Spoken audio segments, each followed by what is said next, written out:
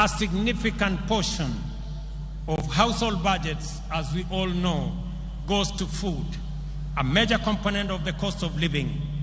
Understandably, there has been animated engagement on this subject after a prolonged drought which pushed the entire Horn of Africa region to the brink of famine.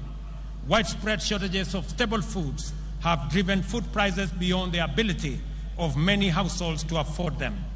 Enhancing food production is an intervention with multiple fundamental implications. It promotes access to affordable and adequate food and nutrition for the majority. It also increases food supply, lowers prices, and thus reduces the cost of living. Moreover, subsidizing food production increases jobs and productivity in the country's biggest employer, the agricultural sector.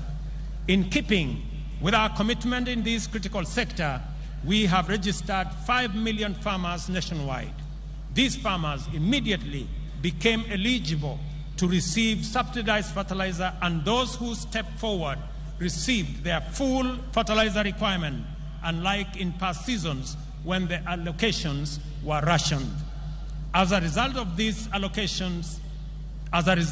measures, Kenyan farmers have been able to plant an extra 200,000 acres this year by using an additional 2 million kilos of seed beyond what was